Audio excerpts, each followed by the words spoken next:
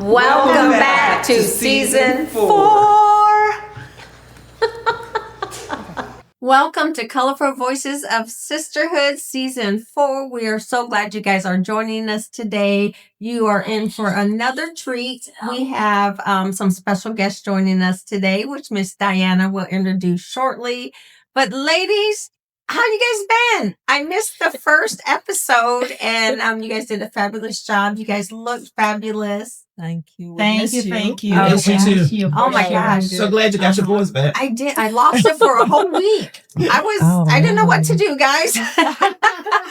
I said because you went to DC to fight for... Yes, I had to fight for some funding for the community. So we'll see how that works out for us. I would say it's probably the weather too. I mean, we have been getting a lot of, it's too hot. Yeah. It's excruciating hot. It's been extremely This reminds you don't want to go to hell.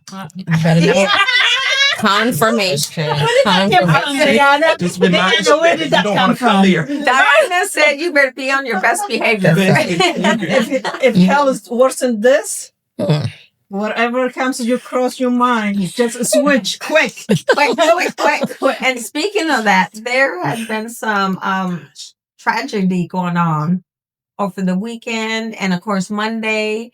Just a lot of mass shootings. Once again, we're at that spot that it continues to happen. And if you notice the mass shooting, it's a lot of young people killing their parents or grandparents. Yes. It's like, what is going on that it's that? Mm-hmm. Not like people are shooting because they lost their jobs and they're struggling. These are young people that's doing it. Yeah. And then that goes to the thing about the mental health. Mm-hmm. Is it all mental health or is there other issues that are causing it? Because you're right, Diana. These are young individuals where their whole life ahead of them is now gone. Yeah, that's why we have a special specialist and therapist. But at the same time, and children, they experience too, right? Children, just like even though we have life ahead of them, experiences, they still experience because I believe from my own experience where it's happened in the family. They observe it, but we don't think it that way. We are open book to our children. Every chapter we flip every day, they flip, they read it. So yeah. Well, the one I know one of the shootings was prior NFL, a football player, which in his suicide note, because obviously he knew he was going to do what he's going to do, not survive it. But he put on there about, he wanted them to do the autopsy for him to see if he's got that CTS is what they call it. CTE. Yes. And, it baffles me that the only way they could diagnose someone with it is after they die through an autopsy. There's got to be a better way.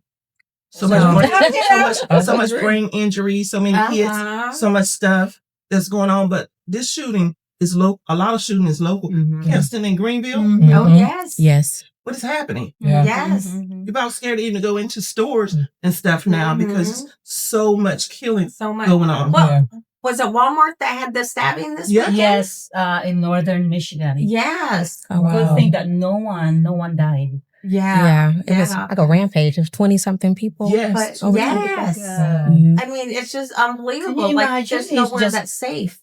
Can you imagine you're walking inside the Walmart and here comes a person, bang! Yep. You're just randomly doing that. Oh my goodness. You got to be aware of your surroundings. And then it makes you think that you really got to be prepared for that. Like, what would you do in that situation? Like, if I had my grandchild, my first priority would be to protect her. But then, as a citizen, someone needs to intervene. And how does that work? Good thing we had that individual intervene with the guy with the knife because it could have been worse. So just a lot to think about. Yeah, that's what's so important for us to interact and be mindful wherever we go, because really you don't know individual what they're going through mentally. Yes. You don't know what they are capable of, what they are stable to do. So that is so important to be kind to one another. You don't know who observe you. Right. Okay, really you don't. Right. Wherever we go, that's what we have to be our conscious and to be mind. Those people that observe too, they gone through stuff. Yeah. And that reminds me when I was stationed in Iwakuni, I was walking across the field and another Marine was coming towards me, and I just said good morning to him. He walked past me, then he stopped and he's like, excuse me. He goes, thank you for seeing me. Mm-hmm. Wow. And I was Exactly. surprised. I was like, what do Yes. you mean? He was getting ready to go kill himself. Wow. You see, He left his office and was on his way to do that. Wow. And because I acknowledged, and all I did was say good morning to him. He, we talked a little bit, and then obviously I took him to go talk with the chaplain, but it changed what he was going to do after that. I'm telling you. And it's just, I think that's always stuck with me. We've gotten away from just being kind to people. No, just really, being kind. It's kind. You Just don't know being what kind. people go through. Yes. Really, you don't know. Just saying hello, like you said, you Just saved good his life. Good morning, morning. yeah. And just People by did a not look simple, in. and just by a simple smile. Yeah, That kind. means a lot to them. He just felt like he was seen. And I was baffled. And ever since then, people always say, why you always got to smile? Because, even if I'm feeling bad, smile to make someone else feel better, Because you don't know what nobody's going You don't, through. exactly. Yeah. You don't. have no idea what they've been through, what they're going through. Yeah. Be nice to customer service. Yes. No, for real. You don't know they deal with so many people. Oh my You gosh. know, when you go to at the register, be mindful, trying to help. Like really, Yeah. I look so many areas. Like janitor, you don't know what they go through. Right. Well, just like waitresses. Yes, There's waitresses. so many people that are rude for no Yes. reason, and I just don't get it. They're just doing their job. Yes. Mm-hmm. That's all they're doing. Just be kind, people. That's And the I always word. say, Be yes, kind. be I tell my kind. family when we go out, if it ain't the way you want it, cook home. Exactly. Because Exactly. everybody, they're doing the best that they can. Right. Mhm. And we have to realize a lot of business are working still short. Oh yeah. Absolutely. Still trying to serve you. Oh yeah. So, be mindful. And you said something about home. A lot of times when my kids was growing up, we didn't have closed doors. Mm-hmm. I didn't have closed doors. So I took that on as a parent. Mm-hmm. Your doors wasn't closed. Yeah. I need to know what's going on in this household. Mm-hmm. But a lot of parents don't know Yeah.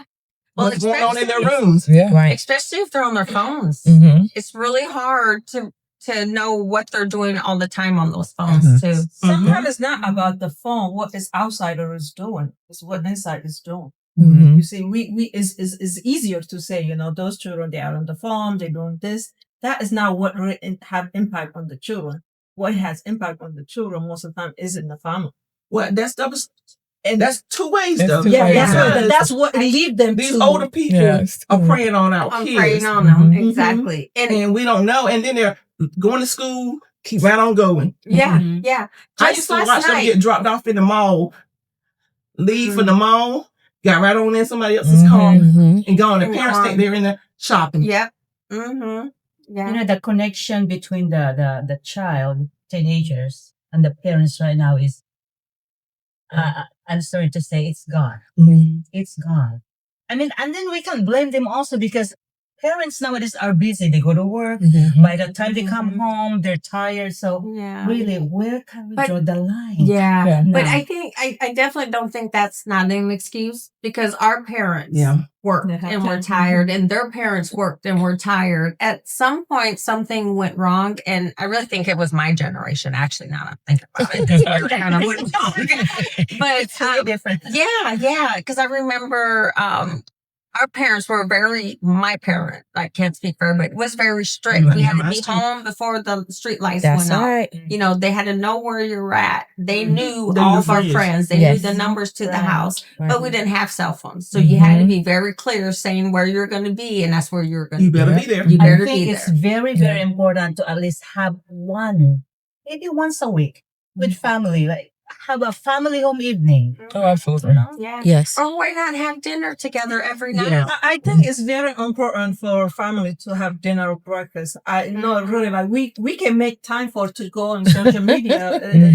Right. Let's be real. Like Mhm. wake up early in the morning if you want to spend time. Life is gonna take you busy all day, right? Wake up early in the morning, trying to make something for each other so you can all eat in the table. Okay, it's time to What leave. we're Right. talking right now is really pretty basic. We can do it. I mean, we can do this. It can. I mean, I really hate a teenager coming home and we straight right to the room. As parents, we should ask them, how's your day? Yeah. With a smile, right? Yes, I mean, yes. Sometimes they don't want to answer.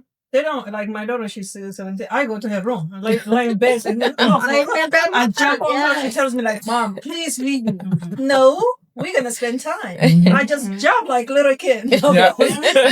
She act like, you told me she act like I'm teenager. So I know. I know how to push my kids sometimes. I know they don't like that one, but hey, come on. I just need 3 minutes of your time. Yeah. I know my kids, I got 2 teenage boys, you know, and they think I nag at them because they complain to my sister and my mom, but you know, who's going to do it? Right. That's right. I'm the only person. I'm the parent though. Yes. Right. It's my job to do that. I will become your friend when you started paying your own bills. Out of your own house. Exactly. But see, that's the old school in me. Where you do your daughter, my girls couldn't do that. When I'm talking to you, stop. Stop. And I'm talking to you. I am not your friend. You ain't paid a bill in here. And we're going to conversate. But see, that's the difference in the generations to me. And even when my grandkids come to the house, I remember one time my grandson said, Mimi, this is not a house I could jump in the chair in. I'll say, jump in my chair if you want to. Not in this house. And we don't eat all over our house, but other people do. Oh, no. See, you know, I like that. We as parents should be firm. Firm. We need to be serious. I mean, what's going on in the world today? God bless, you know, the world. Well, my dad always said, put the fear in between the ages of 1 and 6. You ain't got to worry about it. That's right. Yeah. There have to be some intentionality. Like the parents, the adults, just in general, have to be intentional with whatever rules, whatever measure of discipline that you're going to have. Just be intentional. So on that note, Diane, let's introduce our guest and start our conversation about mental health. We're excited. So good. Yes. Excited. Yes. So, Without Limits, Counseling and Therapy, I have Star Rogers and Lakeisha. Yes. I am so excited because I tell people you need God, you need your family, you need a therapist.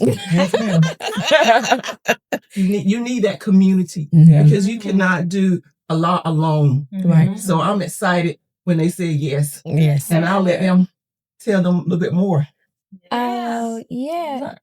Okay. So, like you said, I'm Estrella Rogers. Everybody calls me Star. Yes. But I am a licensed clinical social worker, certified Gottman therapist. So I work with couples, children, families. I also am the owner of Without Limits Counseling Services. And so I have with me today Lakeisha, who is one of my therapists. And so she's a provisional licensed therapist. And so she's in training. And so she just, all she has left is pass her test. And then she will be a fully licensed therapist. Wow. So we're excited. Prayers. So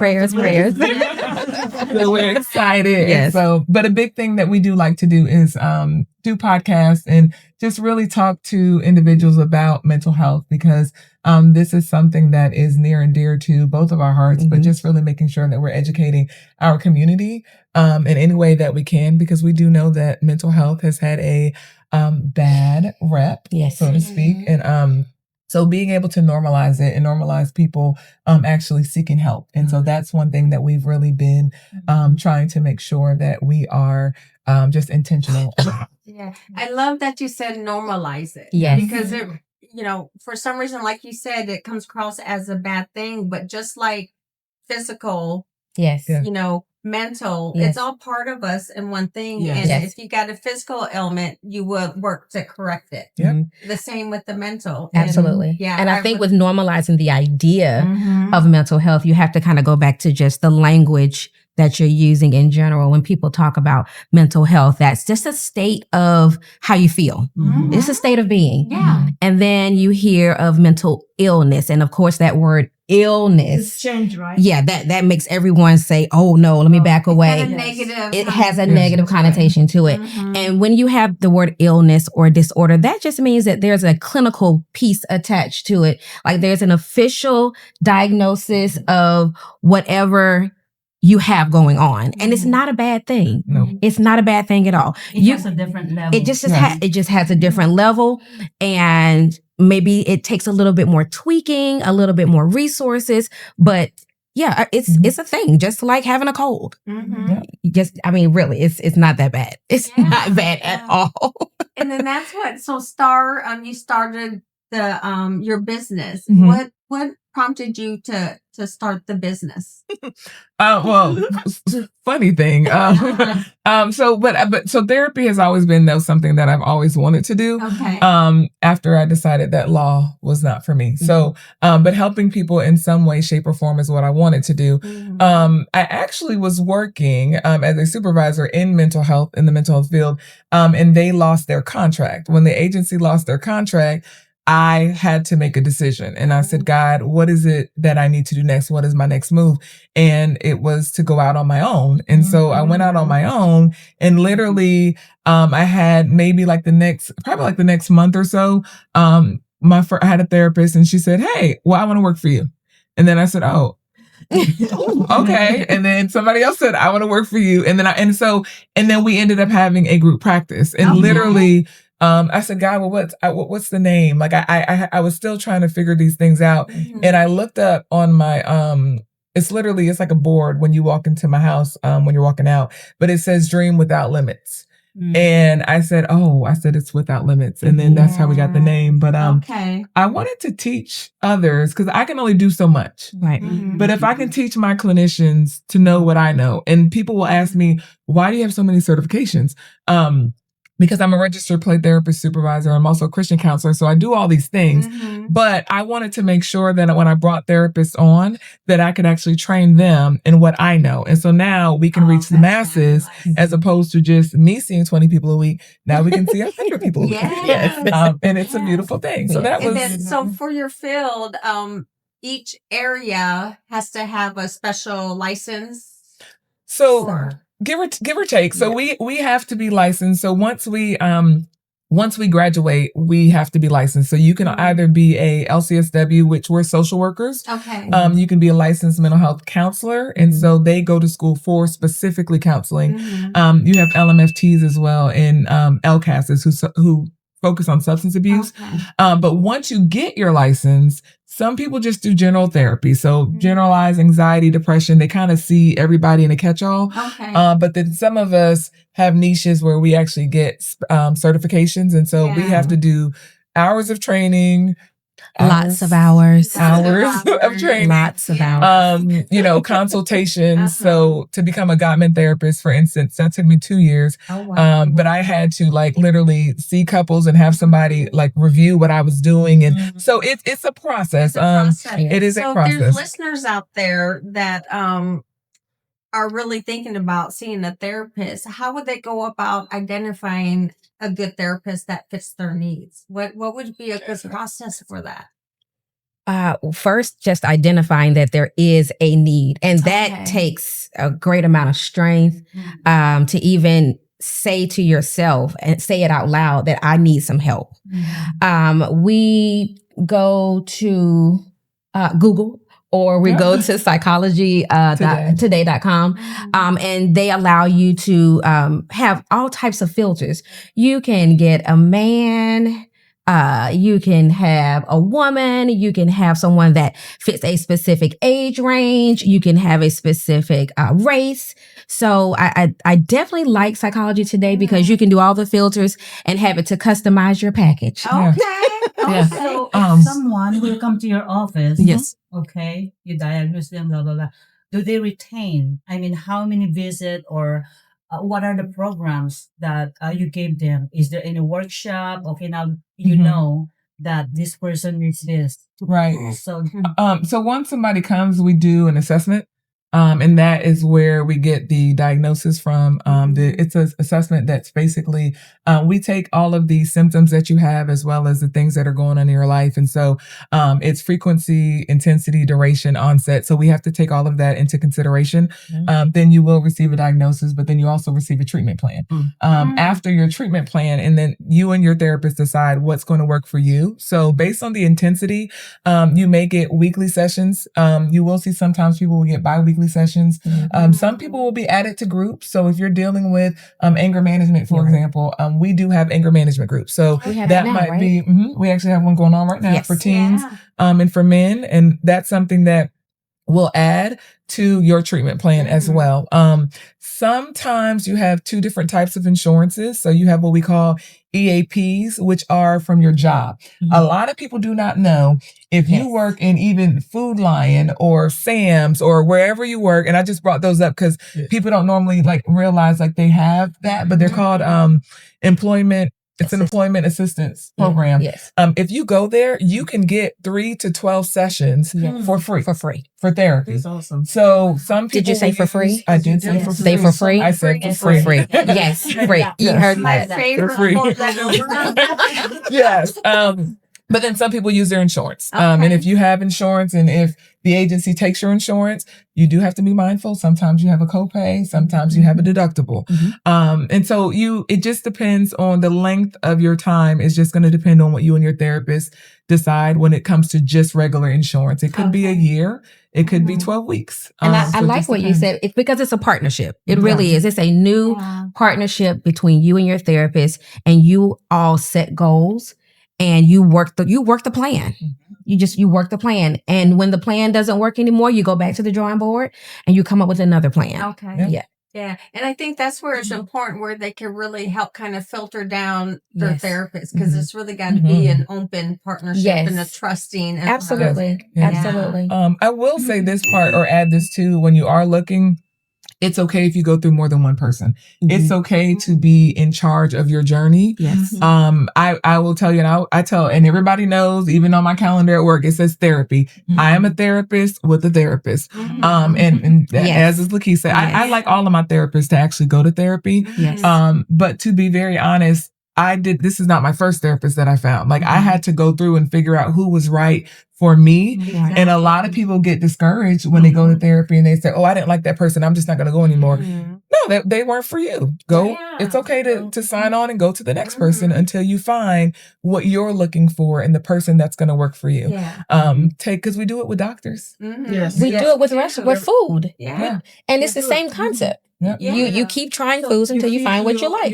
That's right. You're trying to heal, you know. Yes. I was reading an article. Why do you think that a lot of people, they're having a hard time sharing that they have a mental health problem? Well, just going back to the labeling itself, no one likes to have that label of having a mental health disorder because it's a word that just has not been destigmatized. Yeah. It can go back to the church. It can go back to racism and, all of those things where it has just been given a negative look. And so to actually verbalize that I have something going on, it is tough to do that. And people look at you differently. Sometimes they will treat you differently. And that's because we have not made it a normalized idea. Yeah. One thing I notice is the younger generation seems to be more open. Like a lot of them say they have anxiety. Yes. They, depression. They share more. Yes, they share more. They're more open about that. And I love that. Do you guys see more younger people getting the help they need versus, an older person who may need I will be honest and say I think it's I think it's growing.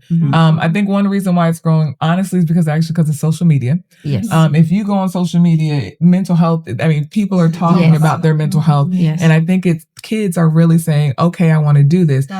But I will say, here's the issue. Kids are saying, I want to go see a therapist. You still have parents that will say, you don't need to go see any therapist. What's happening, so it's kind of like a battle. Yes. I think that's happening. But I absolutely have most of my teens that come into the office. I've had someone as young as 9 that has come into the office and she said, oh, I told my mom I needed to come see a therapist.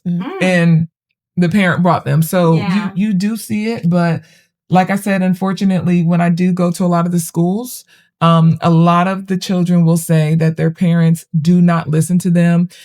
They may have a therapist that they don't like, and the parents will say, well, you just don't want to go to therapy. And it's like, no, I don't like the therapist. So we need to do a better job of listening. Communication between family members. Yes, where, ma'am. A lot of times parents are not listening. But that's because that's not something that parents did. You know, and kind of just going back to the church, people don't think that religion and therapy can exist on the same playing field. And it really can. It really can. You can leave your problems at the altar and then you go to your therapist to figure out some coping skills while you wait. That's right. While you're waiting on God to do what he's going to do. You know, and so they can exist together, but because the parents have not been familiarized with it or, you know, not wanting to address it, then it becomes the kids to be the leaders. And I really applaud like even celebrities who are being more vocal about having mental health challenges. That's why I like challenges. Mental health challenges, because that's where the kids are. They're on the internet. They're seeing it, and it empowers them to do a little bit more. There's people they look up to, like big one was Selena Gomez. She went through hers, and I thought how powerful that was for everybody who looked up to her. Absolutely. Most definitely. So we normalize it. Yes. Make it normalize as far as going to the doctor and stuff. But when you were saying something, it made me realize that even with what I'm going through, people look at you different. But you got to know, they don't know if they're going through something. Exactly. You know what I mean? Exactly. Because we don't wear mental health here. I'm like, I can't take this all the time. Right. Yeah. This is a season, I call it a season of my life that I'm going through. Yes. Ask me about it. Yes. Yes. So also, how do you know someone is struggling with mental health? What is the sign? How do you differentiate someone The assessment that is gone through? Like, how do you know, like people that just normal, that they seem normal, what is the sign to kind of say, okay, this person is struggling? I saw the sign. Well, I think it differs for people, but you know, there are some main ones. If you have someone that is always happy, you know, go lucky, and they're always smiling, and all of a sudden you notice like they're isolated, or you notice that they're very much to themselves and withdrawn, like then you know, okay, wait a minute, something may be going on here. When somebody is crying often, like if you're crying often, irritable, like really frustrated, those are like key signs that I would say that you would say, okay, wait a minute, something is that's not a tears of joy. Right. Right. Exactly. You know, like it's like you're like, even with we were talking about with parents and kids, but even when you know with your parents, if you come home and your mom is like, go do this, and you know, and they're just like all the time something, it's like, whoa, like, why are you so frustrated? 9 times out of 10, your parent may have anxiety. A parent could be dealing with stress, you know, they're depressed, overwhelmed, like burnt out, you know, teachers, like there's so much happening in our everyday lives. And then when you start to see that, I tell people it'll seep out because we try to like hold it in. Yes. But when it starts to seep out, everybody around you starts to notice. And so you have to look at those signs and be able to say, be honest about it. Because I told Raquel I had to have a happy pill. Was there always? What's that? I take life was doing so much to me at one point. Yes. That I didn't sleep, going through a whole lot. So I have to take a pill sometimes to calm me down. But going to therapist when I found out, girl, you need some help. And I would say that too, because you just mentioned it, like a lack of sleep. Is something. If you notice somebody says, "Oh, I just haven't been sleeping," like your next thing you could say to them is, "Well, why haven't you been sleeping?" Or what's happening when you lay down? Because a lot of times we will go to bed at 9:00. And we're not rested. And our mind is just going, and we don't actually fall asleep till 12. Well, you may have some anxiety. So asking questions once you notice something is going on, ask the questions. You know, tell me a little bit. Absolutely. One thing healthy also to do. This is just talking, okay? I go inside my car. Just a scream. I mean, it's healthy. You know the words more often. You know the words when they say, if you feel like crying, cry. It feels good. Scream. Feel all the feels. Feel all the things. Feel them. Feel them. So this is where he leaves some people suicidal thoughts. So how can we talk about suicidal way supportive but not harmful to humanity? So one, I will say number one, and here's another thing, talking about it, right? Because we don't talk about it. And a lot of people will say, well, if I talk about it, then that's going to make them want to do it. No, to be very honest, if I'm thinking about suicide and you come and say something to me and you say, hey, I noticed, X, Y, and Z, like, are you okay? Have you been thinking about hurting yourself? Because you asked me that question, that's not going to make me go do it. Right. Like, if I was already thinking about it, whether you said something or not, does not put this seed in my head. It's already there if that's the case. So us not being afraid to have the conversations with people, not being afraid to use platforms like this and say the word suicide. I think now it's unalive is the word to use. Unalive. Yes. So how would you say that? Do you feel unalive? Do you want to unalive yourself? Yeah, or do you have feelings of being unalive? I haven't heard of that. So I noticed it on social media a lot because they don't like that word to be put out there. So they they start using unalive. Okay. But I think then supporting someone and not telling them, oh, you're selfish. Oh, is that your thought? Well, you're selfish. Yeah. Validate. Are they being selfish? Like, and because they feel like they're not. Right.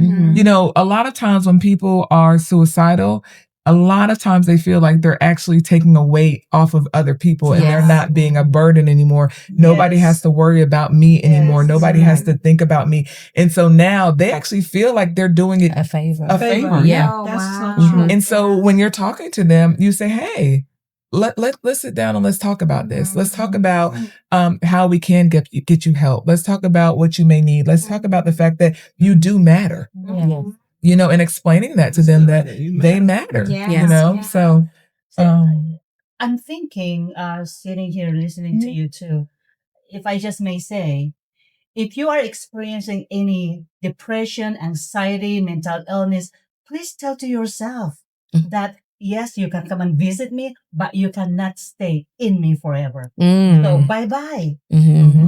I guess it's easy sometimes to say that, but really, it's true. You cannot consume me. Go away.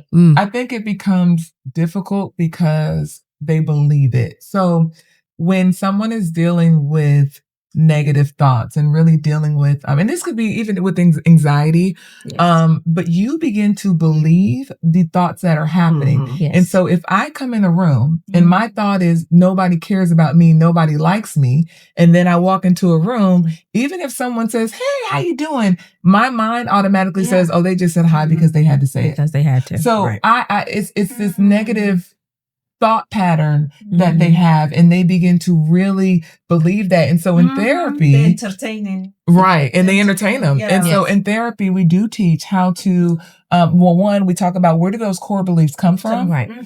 We talk about how do we actually change it? Is that thought real? How to unbreak that. And how to challenge those thoughts. And how to challenge them. Yes. So the first thought comes to you, you don't have any control. But the second thoughts come to you, you can say, you know what, I'm not gonna entertain. That's right. We all have that power. Say, you know what, that is correct. I'm not gonna entertain this thought. This is not me, know. So we have chance to redirect our thoughts. Yeah. Yeah. Absolutely. But some people got to be taught how to do that. Oh, yes. Absolutely. I'm thinking, especially a younger person, especially when they say, for example, young men don't really truly fully develop until 25. So you're talking maybe a 21-year-old, for example, is not fully developed. So if that comes to their mind, they got to be trained. I know some 63-years that are not fully developed. Oh, yeah. No, every 7 to 10 years, your body goes through But something. even when you get to some, when you get to some age, it's still life happening because the more you grow, the more you see things. Especially when you have hardship. Still learning. When you have hardship in life, and that's like when you go back and rethink about everything, like, what I have done, what is my purpose, like what you were saying earlier is some people really feel like if I'm depart this earth, it would be better off for everybody. Right. Especially when you go through stuff like, I'm adding any positive to people's lives, or I'm just dragging everybody to my madness. And just know that your life is being given to you. That's right. That is your life, nobody else. And we have to separate. Also, I wanted to ask, is when the weather change, calamity, the effect? I see summer. Yes, seasonal. Seasonal. No, sometimes it does. seasonal depression is a real thing. It is a real thing. To be very honest. And honestly, it's funny because right now, if you look on, they have something called Therapist TikTok. But if you look up there, everybody is saying, oh, okay, so everybody just got better all of a sudden. Everybody's outside. I mean, we have cancellations are at an all-time high. Yes. No shows. People are just not, and it's because it's hot outside, and they get to go outside, and you feel better because you get to go and you get to be under the sun. They're absorbing that vitamin. Yes. But then it shifts in the fall and winter time where you're not able to be outside as much. And now you're kind of reclusing and isolating. And so then that's where that seasonal depression. So we have a question here from one of our viewers, Danisha. She asked, do you feel that medication for mental health is pushed on people more than trying other avenues first? So that's good. I will definitely say, depending, number one, on so I don't think that it is, depending on where you go, right? Right. Number one, I think that if you are going to see a doctor, so a lot of times people go to their doctor for mental health purposes. And so a doctor is trained to give medication. Right. So they're probably going to give medication first, or that's going to be their first try, right? A psychiatrist is trained to give medication. So normally they're going to provide or prescribe medications first, and then they'll do it along with therapy. Right. If you go to a therapist first, then a lot of times a therapist will say, okay, let's look at this holistically. Yes. And let's see what we can do if that's what you want to do as the client. If you don't want medications, then we can try that first. There are a couple of diagnoses, though medication is most likely going to be needed. For example, bipolar, schizophrenia, because those things, there's really like a chemical imbalance that is happening. Right. But when we're dealing with anxiety, maybe depression, a lot of times we can say, okay, let's see if we can work through this. Yeah. I will say for me, a identifier is how much is this interfering with your daily functioning. Right. Right. So if you have anxiety and you're still able to go and do all the things that you need to do, then I'll say, let's keep working at it. Let's keep doing it. But if you're telling me I can't even go to work, or I'm not getting on the bus, or I'm not doing this, then I'm going to say we might need to go talk to the doctor also and combine the two. So it just honestly, it just really depends on where you are in your journey as a person. I think it does depend on who you go to first in regards to the medical field. Right. But I don't think medication hurts. But then I also think if you can do it without it, then you do it without it. And therapy can look a lot of different ways. Yes. There's art therapy, there's play therapy. Yeah. Like it can look a variety of different ways. And I that's what I can appreciate about Without Limits. We can do it virtually. I have some people that they only want to do virtual. We can do it in person. We can do a hybrid. So it can look a lot of different ways. Yeah. So I guess a question on that one. So say a person just chooses virtually. At some point though, do you ask them to come in so you can really see? Because they're just afraid to come out of the... They have to make that known to me that that's the issue, and then if that's their preference, we meet the client where they are. Yeah. If you don't want to come in, I'm not going to press it. Okay. Some people like doing therapy in their pajamas. Okay. And I will say distance it plays a part. It does. I have clients as far as Asheville. I have clients in Florida. I have clients in Virginia. So they would never be able to come to my office. Right. But then you have some people that drive an hour and a half. And because they want to come see their therapist. So it's a preference. I want to ask a question when you said that they may not want to come out. What happens if they are dealing with mental and they don't want to walk out of the house? So then I will be honest. So one, if your anxiety is to that point, I probably would have referred you to a specialist that really works with a more intense anxiety, to be very honest, because so for me, that's not, like I work with anxiety, but when people are in spaces like I have a phobia, that's a specialty. And so I personally would have... Or if it's debilitating. I would probably refer them out to someone that specializes in that. Right. But they also have home services. So if you have Medicaid, sometimes they have services like community supports that actually come to your home. Yes. Peer support. Right. There you go. They have coaches now. Yes. I'll be honest. Now, I would not send somebody that high level to a coach. However, there may be a coach that can work with the therapist because coaches can do certain things that we can't do. Mhm. So there may be two that could combine together Yes. and help that person also. So it just really depends. And I'm a licensed life coach. Yes. And I do refer a lot of people Yes. to a therapist. Yes. Yes. Because I'm limited. Yes. I tell them that I'm not a therapist. Mhm. Yeah. I only can do this right here to help us go from this point to this point. But if you need more help, I have a list of people.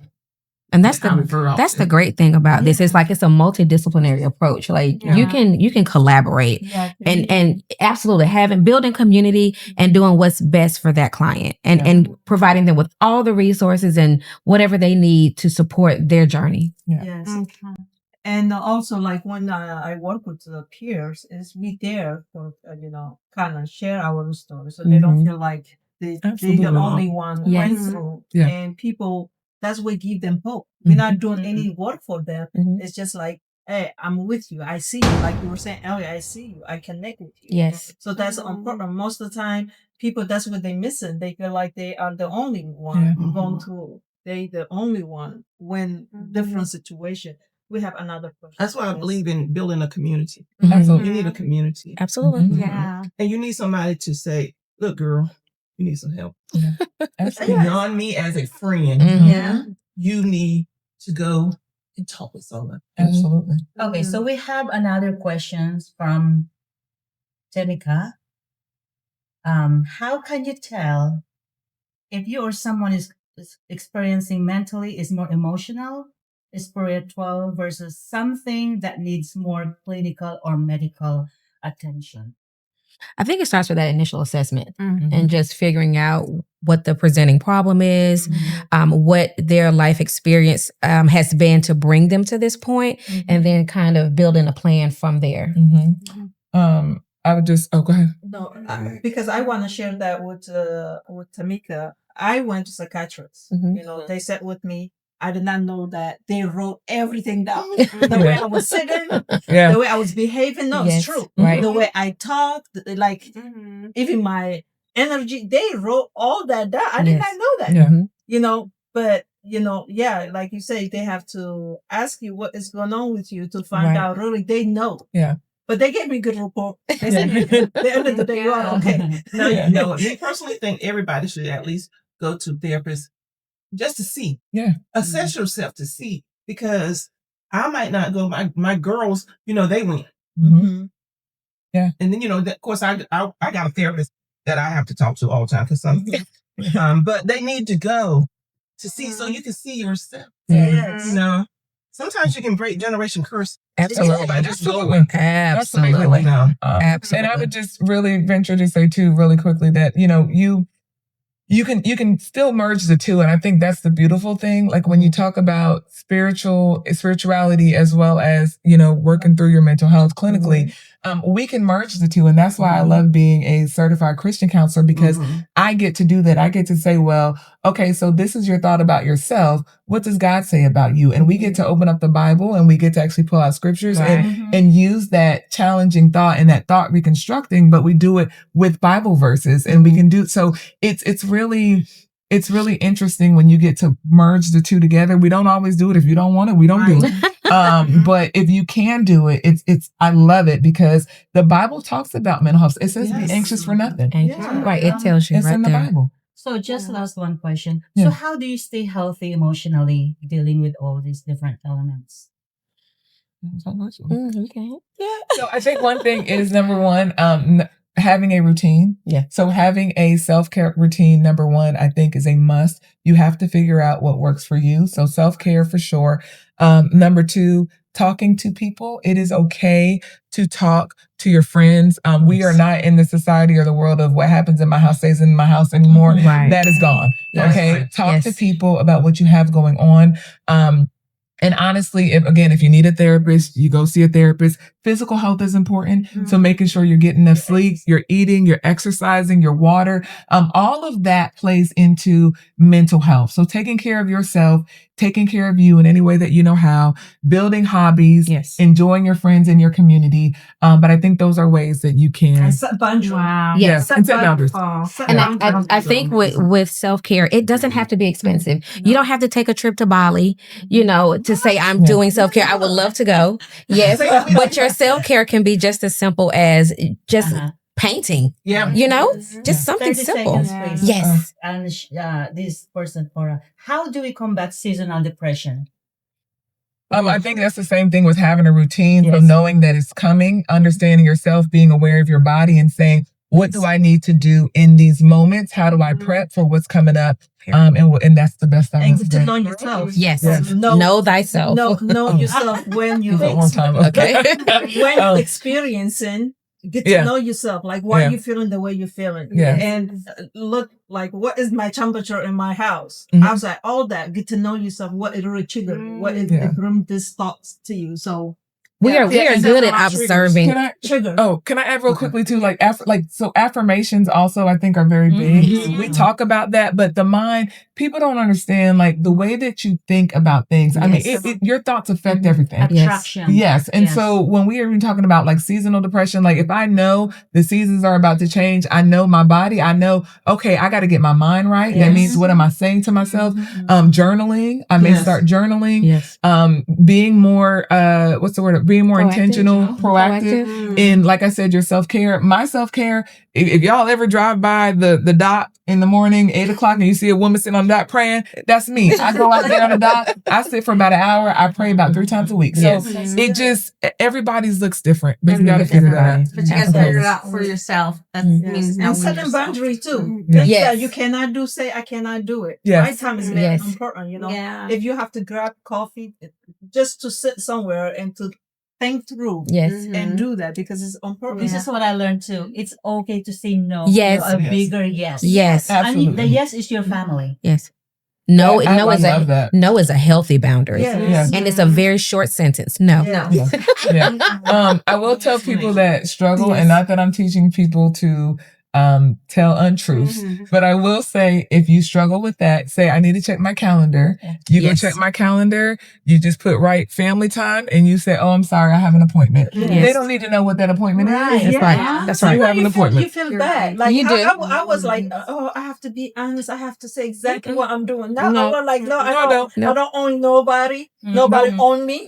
So if I can, I will do it. If I don't do it, then I can't." So that's right. We have to be truthful to ourselves. Listen, my mental is more important. If I am good, my children, they're gonna be good. Everything else I'm doing.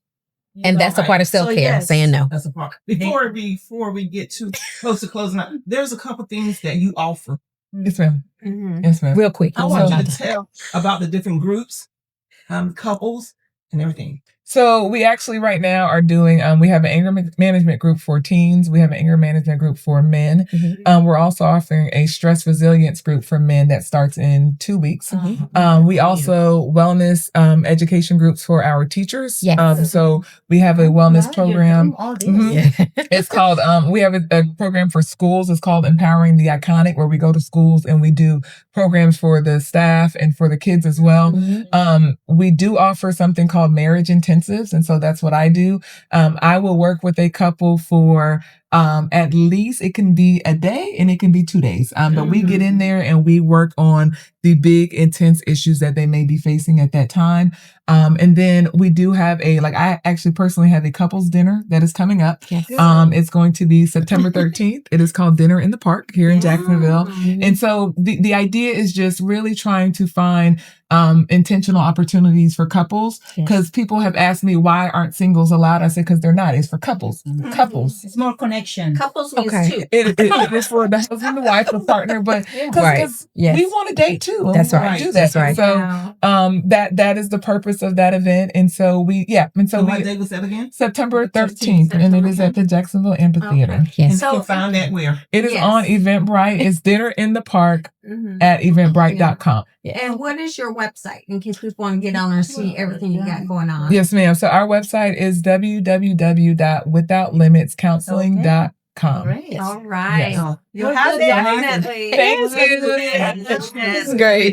This won't be the last time we do this. Oh, yeah. Second time. It is my second time. But definitely great conversation today. A lot to take in. Just know that there is help out there for you.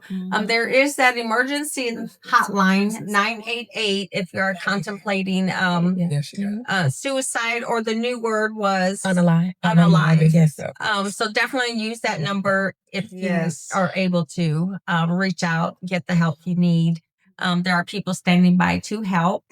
Our next show would be August 13th, Inspiring Life Stories. If you guys would drop it in the line below, we'd love to hear your story, and hopefully you will be selected so we can read your story online. All right. Thank you.